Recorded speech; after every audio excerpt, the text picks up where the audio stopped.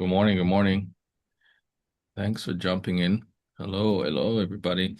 Please put in the chat where you're tuning in from. Good morning. Good morning. Gonna get started in just a moment.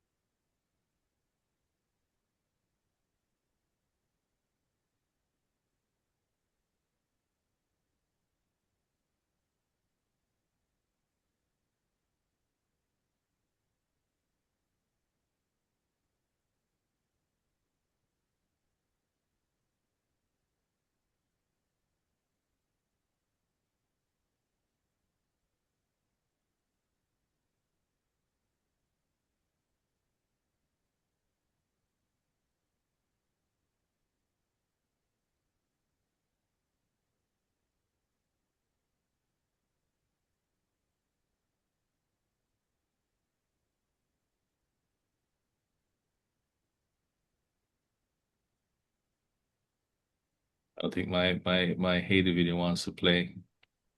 Let me go back to trying that again.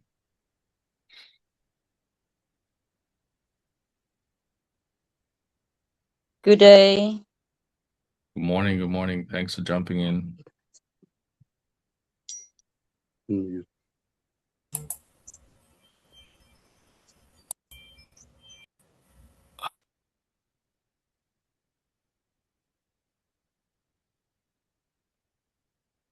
Recording in progress.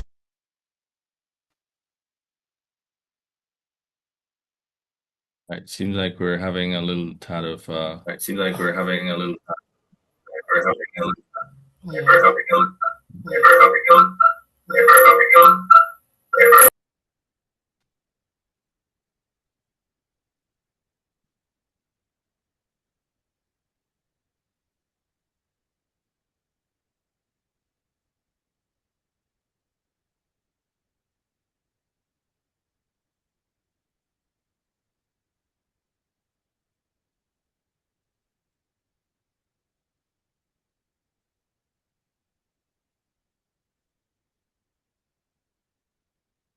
All right. Well, good morning, everyone. We had a seem to be having a little bit of technical glitch here. Welcome to the Power Hour.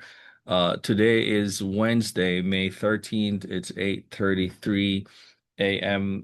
We have an amazing lineup today for you.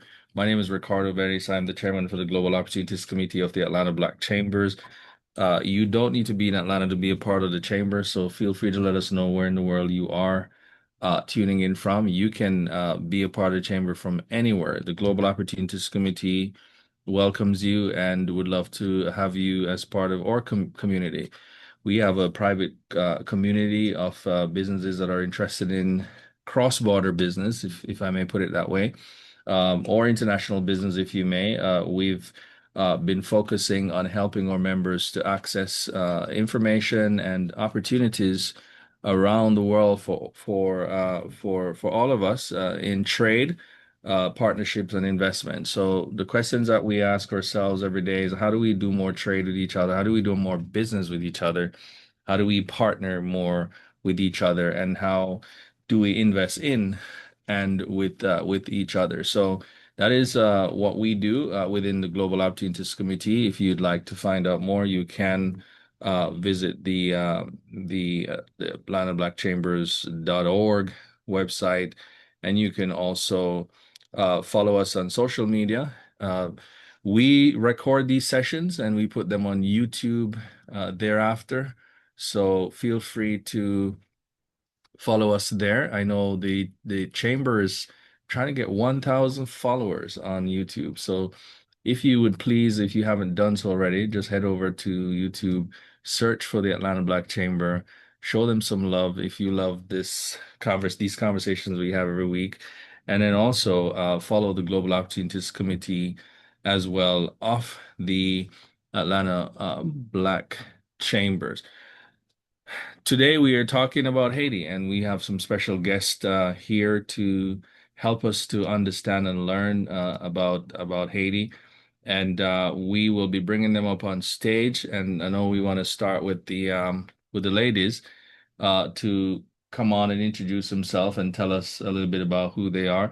I'm going to start with Shirley, perhaps, because Shirley is Shirley Xavier, who is our regional lead for Haiti. She's a very familiar face in our community here in Atlanta, and you may know her, but if you don't, I usually think that's a good thing because now she gets to change that so you know who she is. So Shirley, welcome.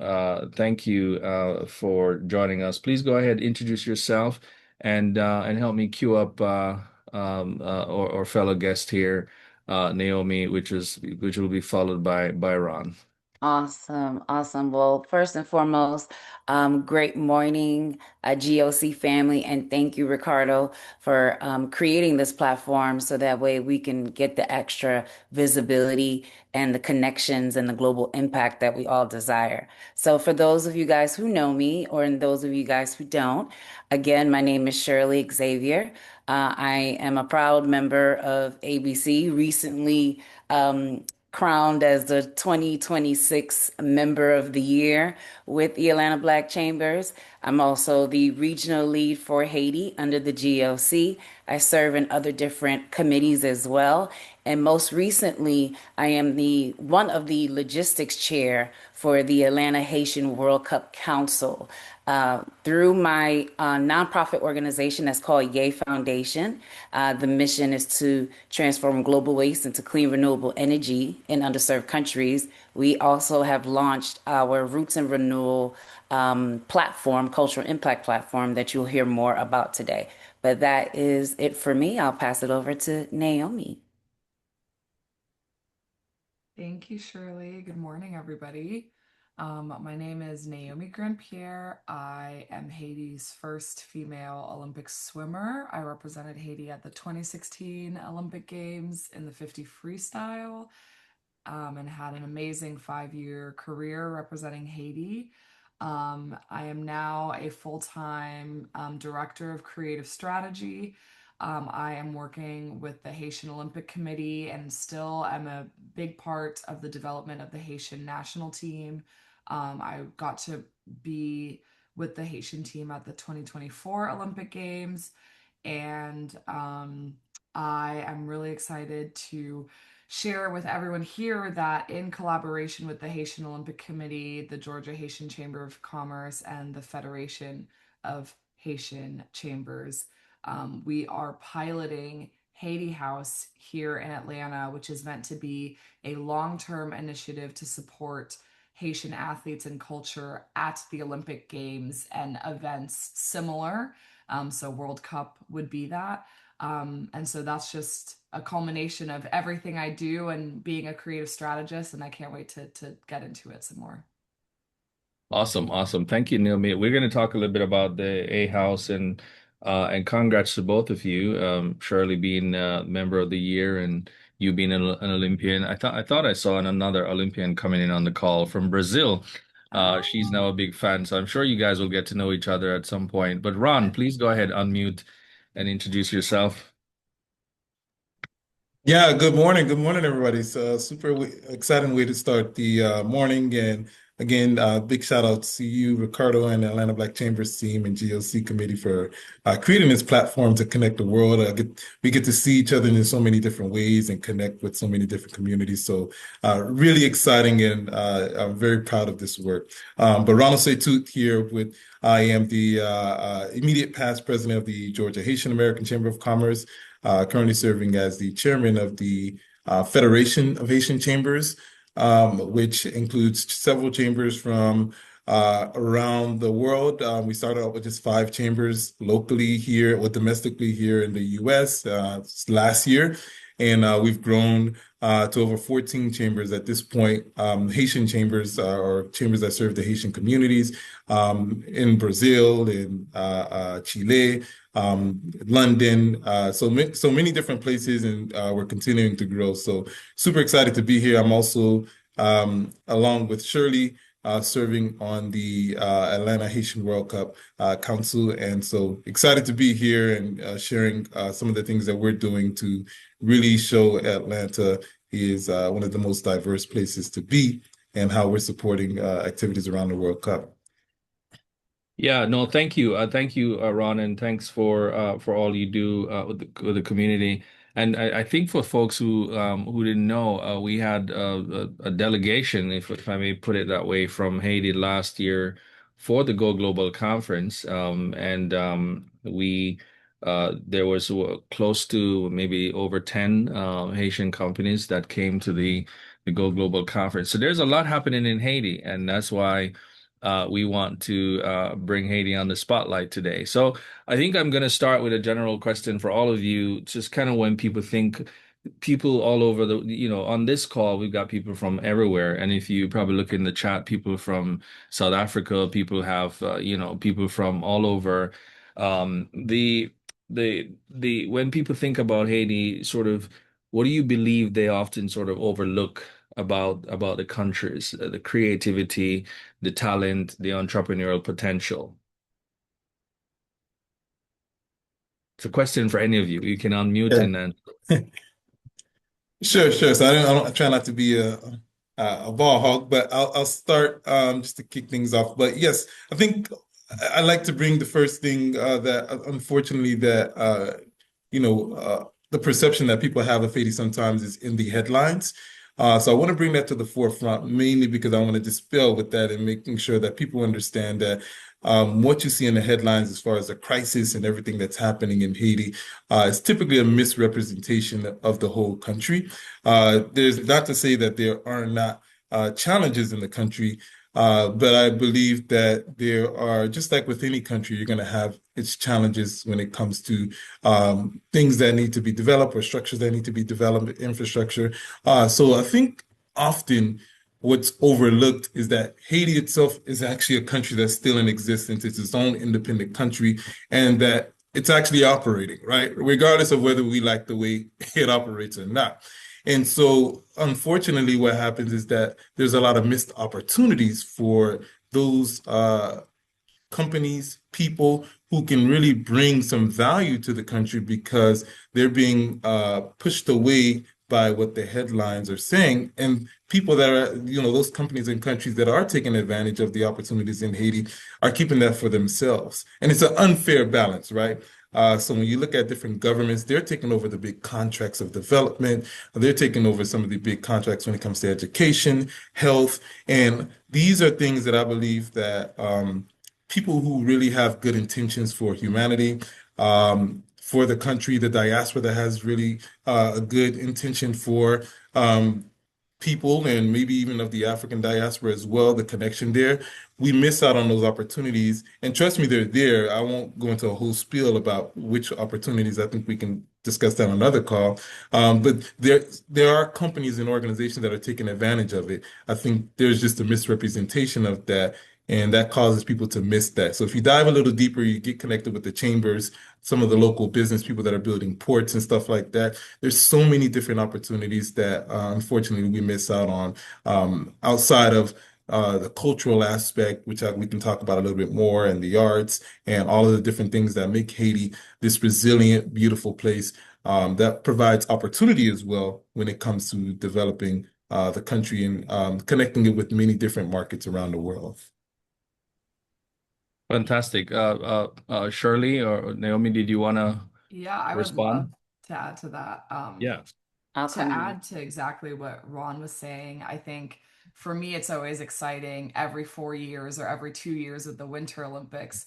We really get to see what Haitians are capable of. And with the Haitian Olympic Committee recently bringing on Haitian Italian designer Stella Jean, we keep sweeping the headlines in terms of our talent and our creativity. And we're always just representing at a high level, even if we're not like bringing back medals, like there's still so much pride and so much excellence. And I think getting to be a creative strategist as well. I am working at this point, it's been exclusively Haitian businesses. I'm working directly with Haitian directors and Haitian CEOs. I've worked on 3 Haitian tech startups, which has been so exciting. A Haitian director, he works with all the top artists in the Haitian music industry. They are working on collaborating so they can have like a Haitian anthem for the World Cup. And really, everything that I'm doing, it's just a testament of Haitians collaborating and working together to really operate at the highest level in culture, in arts, in business, in innovation, in tech. And it's really inspiring. So if you plug in, Haitians are doing the things. And it's just a matter of looking and making sure that you're connected and connected early, because a lot of this innovation, it's about to ramp up, and it's a very exciting opportunity to just get involved right now. Yeah, I totally agree with Naomi and Dr. Satut's sentiments. And I just want to thank you again, Ricardo, because he gave me the opportunity to kind of curate a conversation for today. And this is why it's titled Haiti on the World Stage: Pride, Purpose, and Possibility. Because Haitians are very prideful people. They are very, very prideful people. If you don't know, now you know, okay? The resilience factor of Haitians is what make them not only get through whatever challenges and whatever situations that they may find themselves in, but stand as if, okay, that wind tried to knock me down. Oh, well, I'm still standing. And I think that that's the major misnomer, that a lot of people seem to think that because of the earthquake, because of all the, different situations that had happened, and travesties and stuff like that, that you think that, Haiti's kind of like tucked in and not looking to do business. That is so not true. People travel to Haiti all the time. So I'm going to do a little name drop because I'm part of the Georgia Haitian Chamber of Commerce as well. Georgia American Haitian American, I'm sorry, Chamber of Commerce as well. So we have International Women of Hope, Rose Brune, right, Dr. Satut, that goes back and forth to Haiti all of the time. We also have, the Haitian Preservation, as far as Alyssa Jean, and what she's doing with that, company, and going back to Haiti all the time. So a lot of people are sitting there thinking, oh my God, is it too dangerous? Is it this? Is it that? Well, if you were to talk to these individuals, they're in Haiti all the time. So that just goes to show you that Haiti is actually open for business. They never closed.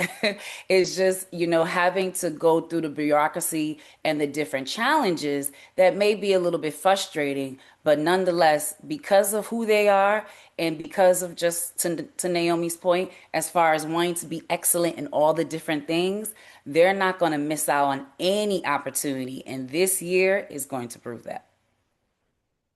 Fantastic, fantastic. And Naomi, let's go to you because you are obviously a symbol and an example of the creativity that exists in Haiti and still exists. I mean, there's so much of it that is distributed around the world. I would imagine. Talk to us a little bit about that Hay House, because that sounds very, very interesting. Tell us a little bit, sort of, where did that come from? And just share, where is the Hay House, and just tell us a little bit about that. Yeah, absolutely. So I'll bring everybody back to the 2024 Olympic Games in Paris. I was the head coach for the Haitian swim team, but I was also the communications coordinator for the entire Haitian Olympic delegation. And so one of my tasks, there was a Haitian creative director that flew in from LA, and he wanted to photograph the athletes. So I was coordinating and managed that and made sure that happened. And it was a beautiful campaign. And so after we went out to celebrate, and he asked me, he's like, hey, I went to Brazil house. I went to Italy house. How come Haiti doesn't have a cultural house at the Olympics? I was like, that is a fantastic question. And we should answer that question come the next Olympics. So we worked on the idea for 2 years. We presented it to the Haitian Olympic Committee.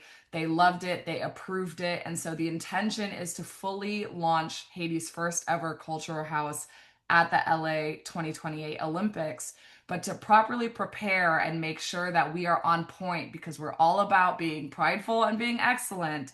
We are working directly with the Georgia Haitian American Chamber of Commerce and the Federation of Haitian Chambers and the Haitian Consulate here in Atlanta to pilot Haiti House to celebrate our athletes and our culture for the upcoming historic Haiti matches. And that is how Haiti House came to be. And that's how we are launching in Atlanta. It's a collaborative effort. And we are just uniting everything Haitian in Atlanta to celebrate together at the highest level. Yeah, no, fantastic. And I know that the Haitian camp here is pretty huge. It's a big camp. Ron, I want to ask you, and then Shirley and Naomi, you can chime in after. But I want to, Haiti um has had this extraordinary cultural influence globally, right? From the arts and the music and to the food and storytelling. How do you see culture becoming this economic, if you may, driver and gateway to opportunity? Yeah, absolutely. All of these things are, and that's a good question because I think sometimes we separate these things into different categories when it comes to the arts, when it comes to the language, the culture, these things that we take for granted. But all of them really drive the economic aspect of communities, right, and countries. So this, even when you're talking about, for example, World Cup or being on this stage right here, naturally, people are what we're creating with Haiti House, along with Naomi and the Olympic World Cup Committee. I'm saying that name wrong, by the way. The Haitian Olympic Committee. There is making sure that we infuse the culture into that because that drives when it comes to, for example, food. When somebody wants to explore what Haitian culture is like, they're going to look at food and what are the next restaurants or Haitian restaurants that I can actually explore, right? So there's the opportunity there. They want to know about the arts.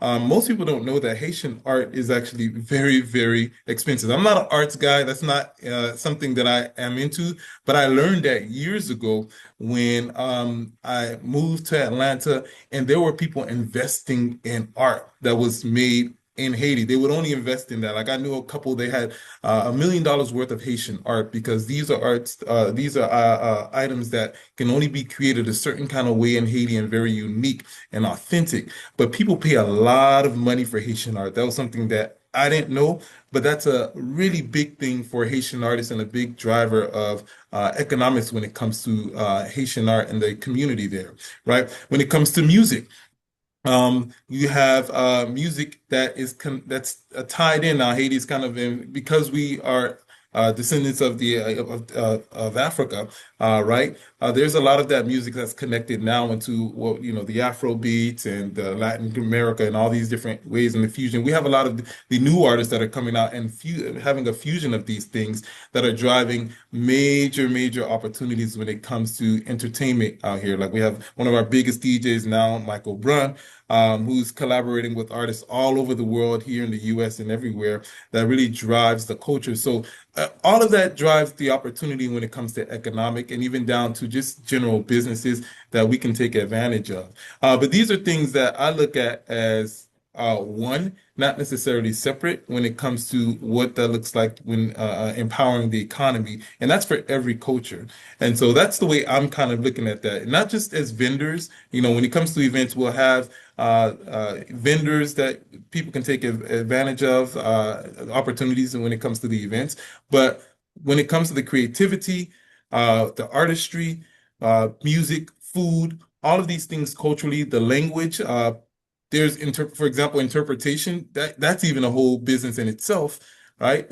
Haitian Creole is actually the number 2 requested language in the city of Atlanta when it comes to language services. Again, a shocker, right? But that opened the door for a lot of interpreters or people that were language specialists to now come into taking advantage of serving the community, serving the people, and even connecting the city and all of these different cultures together because there's that open door that everybody can play a role in when it comes to their own culture and sharing that with other people. So there's so many different ways that this really empowers us economically.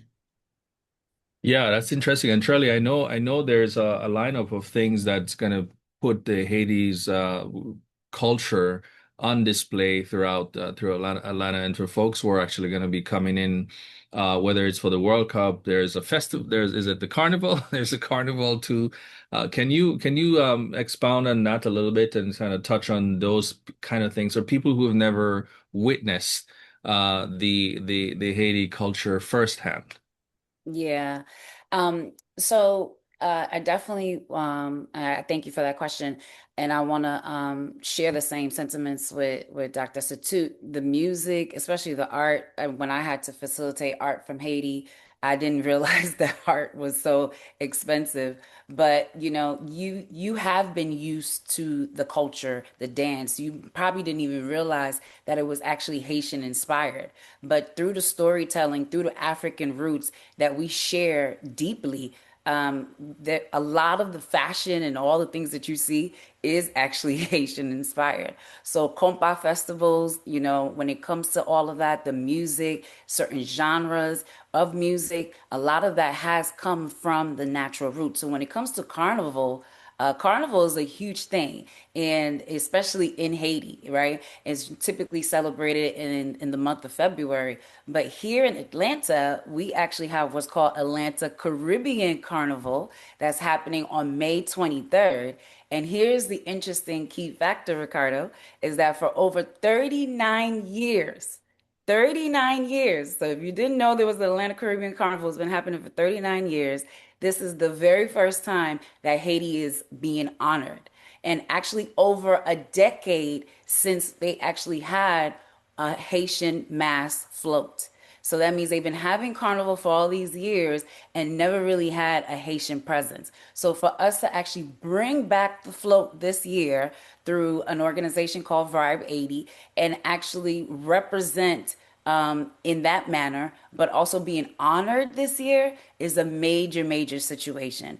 But when you think about, just even our style of coffee, all the different things, a lot of that inspiration has come from Haiti. Haiti's been in the market for umpteen years. And because of just a lot of development and again, all the different things, it kind of lost the touch and it lost the reference guide.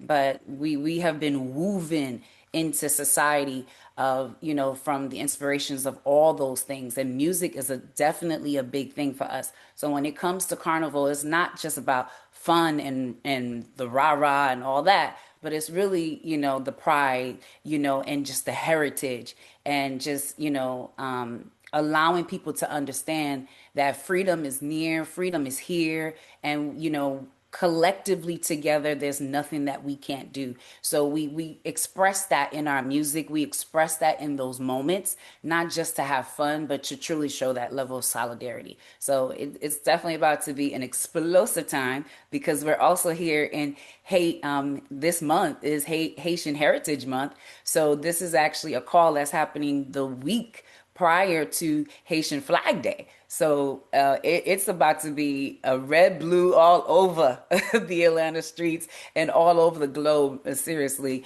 when it comes to the pride and the culture and the music.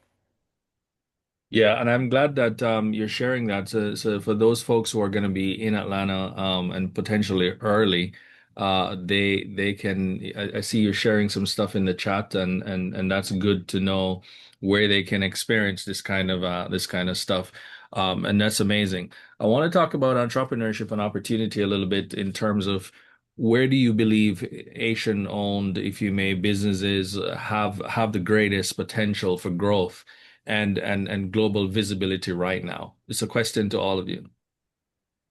Mm. I would love to share some of my clients.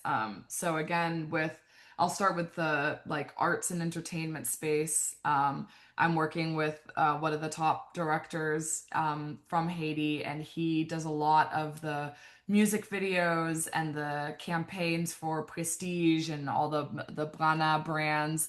And I think in terms of collaboration, it's really inspiring. Like what Michael Blora is able to do. He recently did a feature with John Legend, and the amount of international collaboration he's doing. It's just the sky's the limit in terms of that space, and just like really expanding beyond just the Haitian music industry and penetrating the global music industry. That's been really exciting. I think in terms of innovation and in the tech space, there is a Haitian coin based blockchain technology company that's coming out called Boussole that people should check out. There is another company that is about to launch. It is looking at improving the airline industry specifically for the Caribbean, making it easier for us to get home without having to deal with all this price gauging or flying through Miami. That is an exciting launch that people should look out for. And then again, I think we're learning how best to collaborate. So when it comes to the World Cup or when it comes to the Olympic Games, we are properly able to amplify ourselves, really be in control of our narrative and how we're being displayed, and counteracting the ways in which the world loves to portray Haiti, which is often in a negative light. But if you look at the ways that we are excelling as entrepreneurs across the arts and across specifically tech and innovation, which is a very exciting time, I think those are probably the two areas where we really have the greatest potential. Awesome, awesome. Ron? Yeah, sure. No, I think Naomi's spot on. And I think one of the things that you put out there, Naomi, which I think is going to be very important, is definitely collaboration and partnerships. There are where I see a lot of the opportunities, missed opportunities. I like, Jack Ma had a quote that years ago that I used to just latch on to because it resonated with me because that's just kind of the way I kind of move throughout life sometimes, which is where there are many problems, there are many opportunities. And so I definitely think there's a lot of opportunity for those who are not too scared of it for infrastructure and building. And this is where I think if you really think from that mindset, you're probably going to be in business for a very long time because these things require staying power and the opportunity to build. But there are so few people who are willing to get into the opportunity of building the infrastructure of things and systems that they're waiting for the system to be perfect before they jump in. But that's really where the opportunities are. If you can actually own the system and build it or be part of that, you really have the opportunity to build something and have an impact that's much greater, and that opens the doors for you worldwide, really, right? So this is also one of the first times in history Haiti has reached a place where our diaspora, we're at a space where we have been in positions that we haven't been in before, right? We have university presidents, right? The president of Xavier University in Louisiana, president of Rice University. We have folks that have reached the highest levels of politics in the U.S., right? All the way up into the White House. We have mayors all across the U.S., even in towns that have very little Haitian population. We have mayors. So you have these Haitian Americans, and not just even in the US, we have Haitians that are again all around the world and Haitian communities all around the world where you can now leverage this because they have this sense of wanting to do something for the country and for the community. And if you're able to tap into that, and not for selfish purposes per se, but really to have an impact, there's the opportunity there where you can really build something for yourself. I'm not saying don't build a business or, that's going to be sustainable and profitable, but I'm saying really lean into that a little bit more if you're able to balance that out with having an impact and building something that's going to impact the people and the world. These are the opportunities that are often overlooked. Again, I know that's on the macro level, that's very big, but the country and the people are so hungry for it because everybody's looking for a perfect product, but nobody's willing to build the system. Mm. And if they don't want to, if nobody wants to build a system, somebody, trust me, somebody will, but you're going to be on the latter end of it. And I think this is where, the way I look at things when it comes to, and I think that even the businesses here and everywhere around the world should really be approaching Haiti. How can I tap in and provide some value?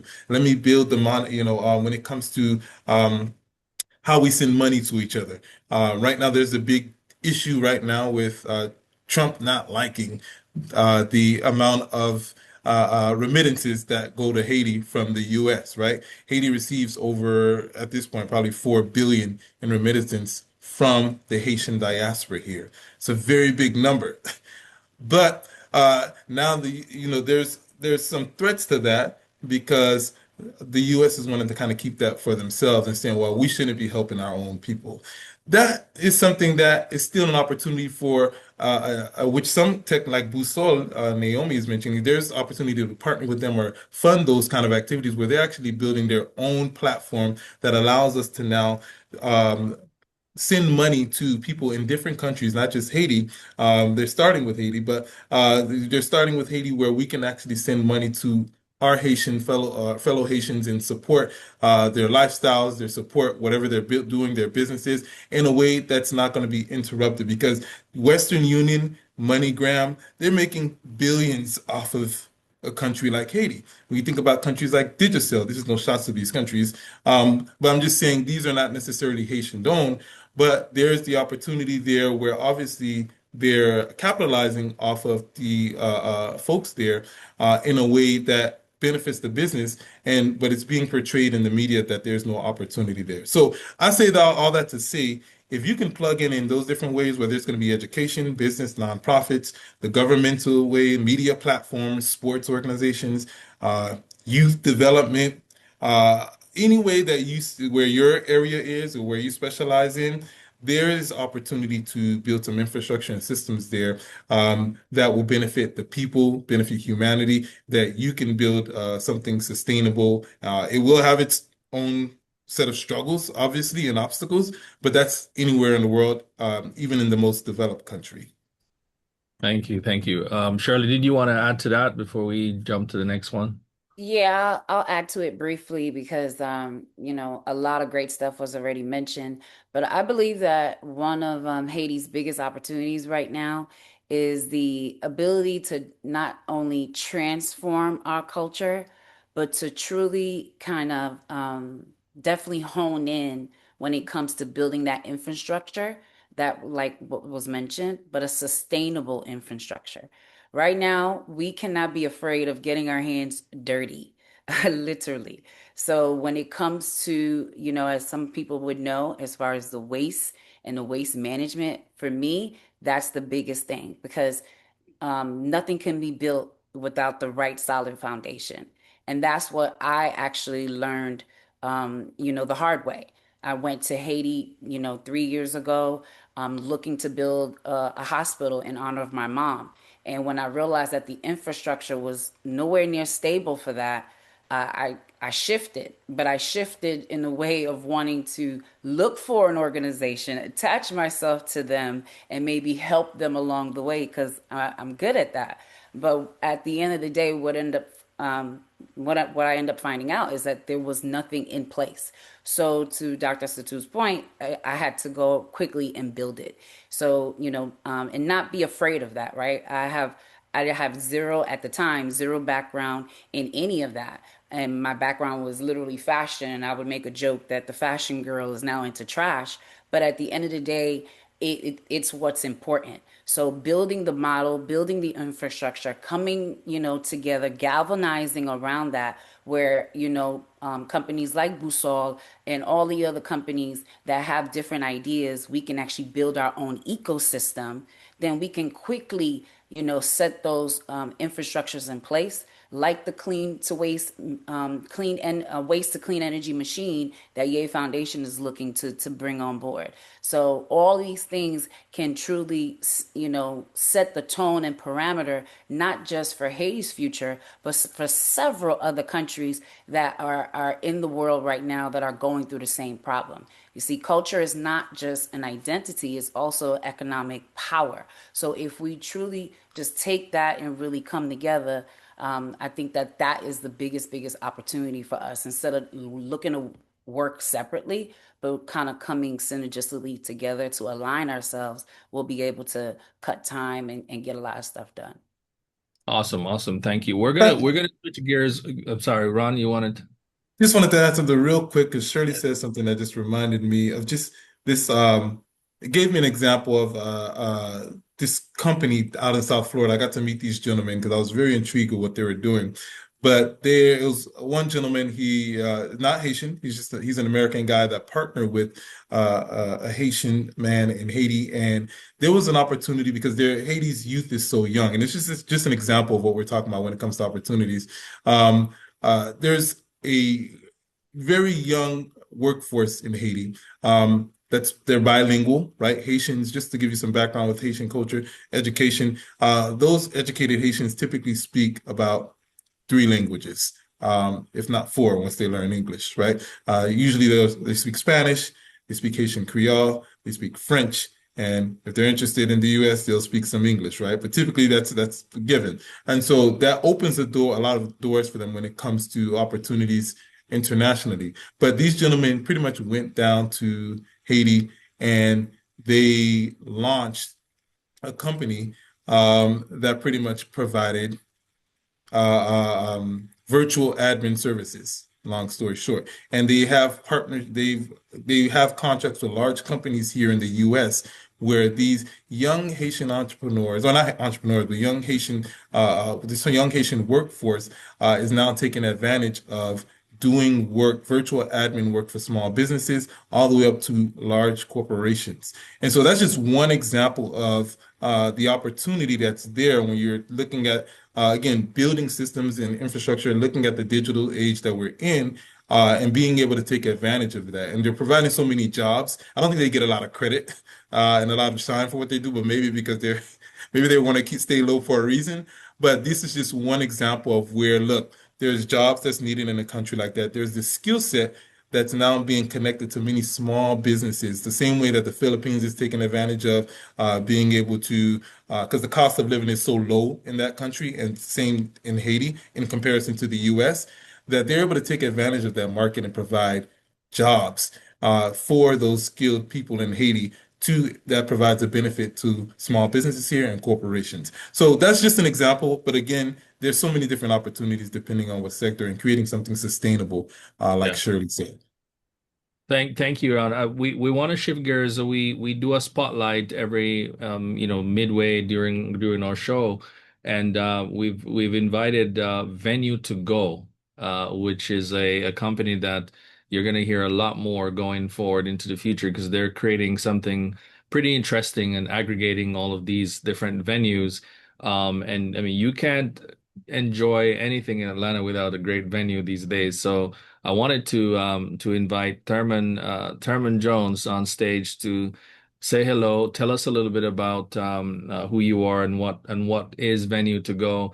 And congrats to Thurman. He is it the Business of the Year that you won the Business of the Year from the Atlanta Black Chamber, big Atlanta Black Chamber member. And so this is one of the added value or benefit that we give to our members to make sure that we spotlight them. Thurman, thank you for jumping in. Go ahead, tell us a little bit about Venue to Go, sir.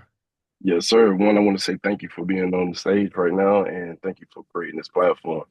Um, for the people that don't know me, my name is Thurman Jones, and got a company called Venue to Go. And one of the biggest things that we like to talk about with Venue to Go is how we are directly impacting small businesses and entrepreneurs. That's our number one focus. And we do that in a very unique way. We literally look for local businesses such as your cafes, your warehouses, your restaurants, your barbershops, your salons, any business that sell a product or a service. We have them on the platform. They create profiles, almost a profile like you would see on Airbnb. They'll create a profile. They'll say how much availability they have to allow you to book their space on their downtime or on the on time. And I'll explain a little bit more on that. But yes, this gives the business a couple of different ways to make another stream of income and give them the opportunity to get more foot traffic inside their doors. But I definitely can sit here and explain a lot more. I want to make sure to see how you want me to go, Ricardo. Yeah, no, thank you. And that's very interesting. So how do people, I know we've posted this stuff in the chat, venue to go. So if you have a venue, if you have space, you're saying Yep, you can join the race and make your space generate some dough, huh? Some income. That's essentially what you're doing. So if you're in Atlanta and you have a space and it's not fully utilized, you're saying that you can actually help to make sure that that space gets visibility, that space gets seen from others who are potentially coming in and would like to have a space to do something, correct? absolutely. But I'll actually break it down all the different ways that you could get paid. So let's give an example of a coffee shop, right? We got coffee shops on the platform, and when we say they could get paid on their own time, we call it on. Did we lose him there? Yeah, he Uh, froze just a bit. sound like he got frozen. I believe Foot table inside the. go Can you ahead, hear me? go ahead. We Sorry. lost you for a second. Go All ahead, right, keep. sorry for that. All right, so what vendor corners is, for the most part, is you could get book out the coffee shop, and let's say you have a 6 foot table inside that coffee shop while they're in business, and all of that foot traffic that's coming inside that coffee shop, you have the ability to promote and sell that foot traffic in the customers that's coming inside. Am I still good? Yes. Okay, cool. You have that foot traffic to be able to sell to those customers that's coming inside. So this really gives the opportunity for that entrepreneurs that's getting that table. Let's say that entrepreneur is a real estate agent, right? The one biggest thing the real estate agent they want actual people. They want real people that they can sit here and talk to and sell to. If you look at the percentage and to sell in person, it's it goes up to like 50% of your conversion rate. So way better than anything online. So now you get access to get paid at that hourly price to be able to get inside that. The second thing that we sit here and talk about is classic venue to go. Let's say that coffee shop is closed. We have did it before ourselves. We literally seen the hours that it was available on the close time, and we had created an event. We had created an event, and with that event, we call it the Review Exchange. We had all these entrepreneurs coming inside, networking and having a good time. But that was, I think we had about like 30 people. That was 30 people that never heard of that coffee shop that just got exposed to that coffee shop. So not only did we pay the coffee shop, but we gave them 30 more eyeballs inside that coffee shop. So once again, those are two different ways that you could get paid with Vineyard to Go. And the third thing that we did, because we know a lot of entrepreneurs, brick and mortars, what they love to do too. While they're having their karaoke nights, they're having their own events at their coffee shop, they now put their flyers on Vineyard to Go, on the Vineyard to Go events, and they'll say instead of promoting it for the regular consumer to have a good time, they're looking for you as the entrepreneur to say, hey, we got 5 slots open that you can sit here and get a table at our karaoke night. And this is all the people that we have here. Come purchase it. So now we're just giving them another avenue of literally utilizing their brick and mortar to be able to get paid. We're also giving them that the entrepreneurs the opportunity to get in front of paying customers. Yeah. Because what's different about Vineyard to Go than going to a pop-up shop or going to doing a conference? When you go to conferences, from my experience, most people are paying sometimes high ticket prices. And when they pay that money, they're not looking to spend extra money inside their events. And when you go to pop-up shops, unfortunately, we've been there. We see a lot of people want to see what kind of free samples we got. But when you go to a restaurant, when you go to a salon, the one thing that you're not going to forget is your wallet. So everybody that's in there is looking to spend money. So when you're doing the vendor corner, you're literally getting in front of paid customers. So that's what being Awesome. Video is about. Man, thank you. This is great. I love how you're unlocking new revenue opportunities for people, and this is a creative way. So I see you've put some stuff in the chat, and people can reach out to you. It's venue2go.com, VENU number 2go.com. So feel free to check it out. Thank you, Thurman. All the best, and I know we'll be hearing a lot more from you going in. Folks, Absolutely. we're getting down to the wire, and I'm going to drop our poll because I'm curious about your interaction with Haiti. So we're going to launch that poll just to check in with you. How many of you have actually been to Haiti, or how many of you have actually done any business in Haiti at all? So let's start the poll. I'll reveal the answers when we get to 50%. So feel free to share your views and opinion. In the meantime, I want to ask Naomi about storytelling and representation, because obviously you're an amazing story. How important is this storytelling idea and representation in shaping how Haiti is perceived globally? We know about that, and ultimately, how are opportunities created from these kinds of stories? Yes, great question. Representation is everything. I'm sure everyone has their own experience with it, but just very quickly, the reason why I decided to become an Olympic swimmer for Haiti is because of representation. Cullen Jones was the second Black athlete to ever win a gold medal for swimming. Watching him, I was like, oh my God, if he can do it, I can do it. That is what representation means on a very like practical impact level. And so understanding how important storytelling is, especially in the world of social media and digital marketing and just online presence, not only is storytelling the most important, and just look at how much money Netflix is making, as an example. Owning our stories and being in control of our narrative is of the utmost importance. And since 2016, so it's now been 10 years that I've been operating at this level, trying, or not even trying, transforming Haiti's presence at the Olympic Games.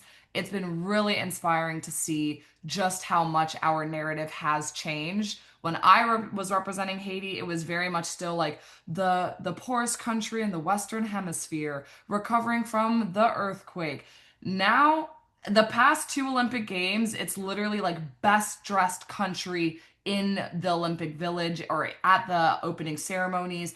Most incredible designer, super incredible athletes breaking barriers. It's been really cool. And yes, there's still political stuff happening in our country. We are still dealing with obstacles, but that is no longer the headline. We are literally transforming how people are seeing Haiti by capitalizing these global access points to really like transform our narrative. And then during those off periods where, okay, there's not an Olympic Games, there's not a World Cup, we're still making sure that in every chance possible, we are controlling our narrative, pushing out positive stories, pushing out inspiring stories, which then allow other artists and other athletes to be like, oh my God, they did that. Let me do that. And that is just this like renaissance that I feel like our country is blossoming into right now because we're just watching all of us excel in different industries. And again, storytelling and representation is just a snowball effect. And it's so fulfilling to be a part of just that redirection and that transformation for sure. Yeah, no, amazing, amazing. And the World Cup is here, obviously, and we are preparing, and I think we're at that sort of, very last minute stage. How can Asian culture, businesses, and the community organizations engage meaningfully during this moment? Ron, Shirley, Naomi, I'm asking all three of you, how do you what can we do in this moment now? I'll start and then pass the ball over to Ron because we have been working collaboratively. Ron and I have not slept in like 3 weeks to make sure that Atlanta is on point. to uplift and amplify just everything excellent in Haitian in Atlanta. So we will be launching publicly at the end of this week. But what is exciting is we are really prioritizing entrepreneurs and business owners first to really plug in with what we've got going on. So we have a detailed breakdown as to what Haiti House is, how you can plug in as a business, as a vendor, as an organization. And so I'm going to send in the chat who you can email to request access to this information. And I really want to encourage everyone to do so before we launch publicly, so you really can plug in and amplify in the best way that works for your business as we're unifying everything that's going on in Atlanta. But Ron, please take it away. You'll do a better job explaining than me. I think you did it well. But no, I think Haiti House, that'll be this is one of the ways that we want to look at connecting the community long term, right? Because we're looking at this as a term that we've just been throwing around for the past few months, but Haiti beyond the World Cup, right? And I think a lot of countries probably have something similar or should be looking at it at least that way as well. What does it look like beyond the game, beyond the match? So when you come here and you engage with Haiti, we're not just wanting to connect with you just for the sake of because we're in the match right now and we're on the world stage right now, but what does that look like long term? And so the way to do that is not just connecting with us there, but who are the organizations that are behind it? So how can you be part of the Haitian Olympic Committee, right? And connect and support in that way, which might support your organization or open up doors for you in any way, whether that's you're a marketing firm, maybe you help with logistics and organization as an event planner, maybe you help with branding. I don't know. These are just things that I'm throwing out there, right? But also the Georgia Haitian American Chamber of Commerce, the Federation of Haitian Chambers, some of the organizers as well, Shirley's with the Ye Foundation. These are things that you want to look at long term, so that way the people that are behind it are just many different aspects of the community, or can connect you to those things that you have actually, what you're up to in the world as far as your mission, your business, your project, your nonprofit. These are things and ways that you can connect with the community by looking at the people that are behind it, right? And so those are some of the opportunities I think that we need to look at, along with some of those experiences that you might experience, whether that be through food, through the restaurants, whether that be through the arts, the music. We want you to connect in that way so you can take advantage of these opportunities that might empower your business or that you can connect with. Awesome. Shirley, I know you have your launch coming up. There's a launch coming up this afternoon. So if you're in Atlanta, you got to make your way to Shirley's event. Talk a little bit about that and sort of that's kind of like setting, if you may, the stage. It's like a pre World Cup, all that stuff that's coming up, right? Go ahead, Shirley. Yeah, absolutely. So, it's about making money. World Cup is going to bring over 500,000 people here in Atlanta alone. At least it's projected to. So you have to, as a business owner, think to yourself, this is not about stagnation. Oh my God, traffic. Oh my God, all those things, even though those thoughts trickle in my head as well too. But how can I position myself to not only take advantage of the traffic that is coming, the flow, the momentum, but also stay and ride that for the years to come. Because as we know, COVID taught us this, that you never know what's going to take place. You never know how things are going to shift.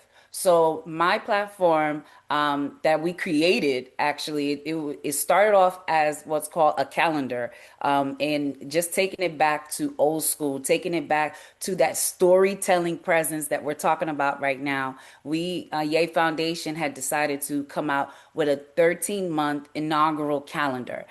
Just pretty much taking advantage of this time and then starting a traditional 12-month calendar in 2027. So it's called Roots and Renewal. But what happened with Roots and Renewal is that it blossomed. It just really grew to this serious cultural impact platform where now we're going to actually introduce cultural experience tours. We're actually going to do welcome kits where anyone who actually comes out to the event today Or if you're on the GOC call, that's why it's good to plug in. And you're on the GOC call right now. If you email me and the information that's in the chat, then your business has the opportunity to qualify for our premium welcome kits that we are putting together for World Cup. And this is pretty much for anyone that you know that's in high places, anyone that you want to impress, teammates, whatever the case may be, business partners that are coming from abroad. But this actual time is really to make sure that your business has that branded visibility all the way through. So this calendar is actually showcasing businesses not just in Atlanta, but we have businesses that's in Massachusetts. We have businesses that's in New York. The gentleman actually flew from New York and is here in Atlanta for the launch this afternoon. We have people in Florida that's showcased in this magazine, and we even have people in Maryland that's showcased in this actual calendar. Now, I said magazine because it's actually a keepsake. The calendar is so beautiful because from page to page, you're able to see the background, feel the heritage, and actually have a sustainable aspect that you can actually go back to and put into play that will not only just benefit you as a person and your family, but as your business for longevity as well too. So there's a lot of thought process that went into this. So I would love for you guys to come out. It's at Marietta, iSpace 2. You have to register. It's only $30 for this event. You get a calendar for free. You get food. You get all the different things. But you also get to tour iSpace 2 Studios, which is a podcast studio of one of the businesses that's featured in the calendar. So there's still opportunities before that door closes where we can actually still help other businesses from around the globe to be able to express their business during this time because the people are coming. There's also a semifinal match that's here in Atlanta that will be hosted in Atlanta. So regardless of what happens, Atlanta is going to be holding it down for World Cup all the way through from this time to all the way through mid-July. So you want to take full advantage and see what is an easy lift that you can take advantage of that will give you that longevity when it comes into your business and, profitable as well for years to come. So I pray that you guys come out.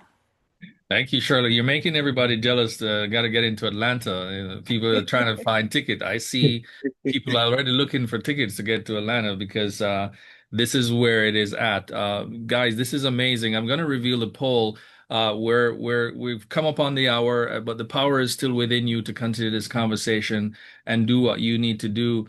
This is very, very important. We've got two more questions, so stick around for us to just kind of wrap things up. But I want to share the poll because I want you to see what you've actually said about the questions that we've asked around Haiti, and then I'll ask around sort of the feedback. So here is the result. A lot of you have never actually been to Haiti. You've never done business in Haiti. A lot of you have never traveled there. But a lot of you, 91% of you, are actually interested in doing business in Haiti, which is going to bring me to the point of partnerships, because then this is how you can initiate and pilot partnerships with people who know the space and who knows how to actually get you into that. So I want to ask you guys, how important is the diaspora, right, in helping create long-term and economic sort of cultural impact for Haiti in terms of collaboration? What does that collaboration mean between people in the diaspora, friends of the diaspora, friends of Haiti, and the Haitian community in terms of doing business? We see that there's interest. How do we move interest to actual business activities? Ron, you want to answer that? Yeah, sure. No, that's a very exciting question. So I'll say the thing is, to be honest with you, is that some of this is already happening, right? There are, and a lot of it sometimes is from Haitians that are seeing other opportunities. For example, some of them see the opportunities in different countries in Africa, right? So we have some Haitians that are doing business in Rwanda, for example. They just recently launched Haitian African Chamber of Commerce, because there's so many similarities. So I used to run this program called the Bell Initiative, and we would often connect with the Mandela Washington Fellows, which is a program that started under Obama, where they bring African entrepreneurs and professionals here to the US. And one of the beautiful aspects of this was that there were so many similarities in terms of the structures, the struggles, and all of these different things that Haiti was dealing with a lot of these African countries and countries around the world. That the understanding and how to move and how to navigate was one of the commonalities and benefits of actually doing business and taking advantage of the markets in those different countries. So I think this is something that we really want to consider, and the way we need to look at it. It's happening on a small scale, but we need to actually understand that this is actually very commonplace. So some of the struggles or obstacles that you're afraid of in Haiti are really not anything that's unique. A lot of people think that Haitians have a very unique situation. To a degree, there is when it comes historically. But in terms of the environment, there are a lot of different similarities when it comes to different countries. So I do believe that regardless of your industry, you want to look at what does it look like in Haiti? What are some of the ways that, so how do you connect with people there? And even within the Haitian American community here, there are opportunities that you can take advantage of if we just remove that block from thinking that there's somehow this is very, very foreign completely from some of the things that we're used to. There are some differences, but there are some similarities that I think we can take advantage of culturally. Fantastic, fantastic. Naomi, did you want to? Yeah, I just think that the diaspora is really core to Haiti's success. If you look at the Haitian soccer team that qualified for the World Cup for the first time in 50 years, they are all diaspora. None of them are training actually in Haiti. In order for them to qualify, they all had to travel elsewhere, and they rallied together as a team to represent Haiti and succeed. It's the same story with the Haitian national swim team. Everyone is training everywhere, and then we come together to represent Haiti at the highest level. With Haiti House, the headquarters in Haiti, creative directors in LA, I'm here in Atlanta. When it comes to our uniforms, they're being designed by a Haitian Italian. So Haiti is all about collaborating with the diaspora. That's how we succeed internally within our culture. And so we are absolutely open. It is critical that we work with our brothers and sisters on the global diaspora to make anything happen. And what's beautiful about what Ron said is, yes, there are absolute challenges in the country. And if maybe, you're scared of getting your hands dirty and doing the infrastructure in the country, like Shirley and Ron both mentioned, opportunities like Haiti House, you plug in now, you have an opportunity to be recognized globally at the Olympic Games by attaching yourself to Haiti. That is of the utmost business benefit to you.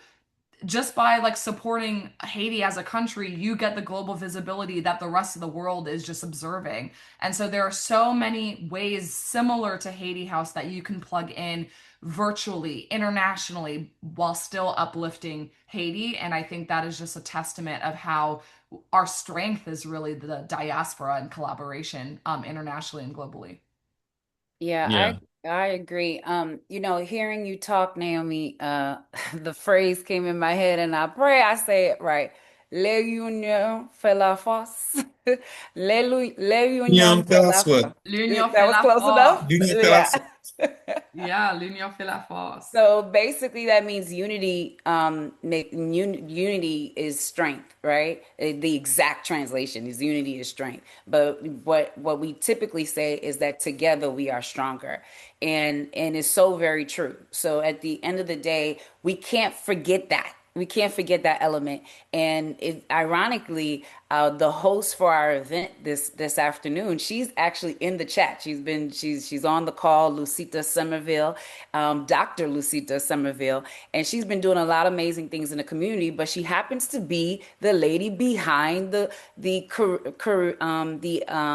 Haitian mass float for the Atlanta Caribbean Carnival. So being able to come out tonight, being able to come to the event, you get to have that aspect. And who she worked with a Haitian designer in Haiti, and actually is representing 9 departments of Haiti. So this is kind of when you talk about coming together, how can we collaborate? that was a lot that she had to go through to actually make that happen. But then also finding local designers here that can take the load from the time restraint and all the things from for people who are just coming on board and wanting to be part of the band and be behind the float. So the opportunities are endless when we come together and just really check in and say, hey, Naomi, who do you know that can do such and such? Dr. Satut, who do you know that can do such and such? Like, especially for me, when I started a nonprofit, Dr. Satut, said, okay, you're looking to do waste management, sent me somebody right away. And we've been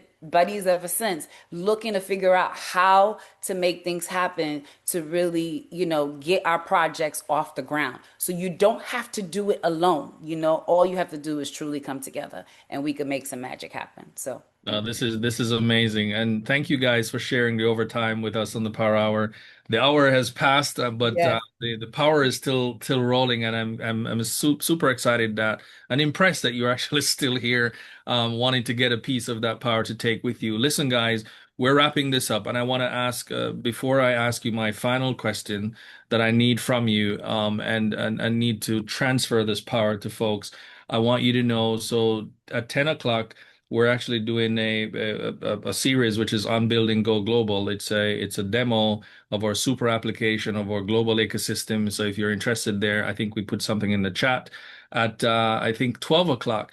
Dr. Nicholas Harvey, who is one of our member of GOC, he's hosting an investor readiness community conversation. He's put that into the chat. Everybody needs investment at some point. The big problem is you're not always ready for the investment. And Dr. Nicholas is helping you to get ready for that investment so that you can learn how to do that before it's too late. And then Shirley will have her stuff later today as well, if you can find your way over there to support that. Tomorrow we will be launching the Go Global conference. Every year we do this annual conference, and we talked a little bit about that earlier in the show. We invite the world to come to Atlanta. So not only you're going to be meeting people, but you're meeting them in person, and they're going to be making their way into Atlanta September 30th to October 3rd. Tomorrow we actually launch that conference and we get officially into conference season. So you all can participate and you all can be in Atlanta. All roads lead to Atlanta in October for this. So those are the things that are actually coming up this today and the rest of this week, guys. I want to ask you one last question in one sentence. What do you hope the world sees differently about Haiti over the next decade? One sentence. The world is listening to you. What do you hope they see differently about Haiti over the next decade? Haiti is more than a moment. It's a movement of culture, resilience, innovation, and we want Haiti to be seen not only through struggle, but through excellence, creativity, and most important, possibility. Fantastic. Love it. Naomi?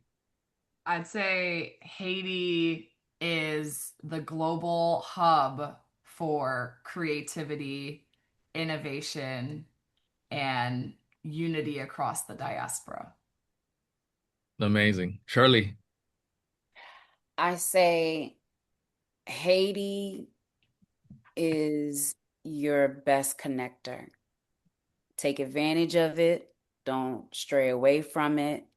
Find ways to implement your brilliance, and let's grow together. Fantastic. Well, ladies and gentlemen, there you actually have it. The amazing conversation about Haiti. We hope you actually did enjoy the conversation, and this is going to continue. Next week we'll be talking about leadership in another Power Hour. So feel free to actually join us, guys. Thank you so much for coming through. We appreciate you, and we will see you next week, same time. Guys. Thank you, Charlie. Thank you, Rob. It was good. Thank you. Great.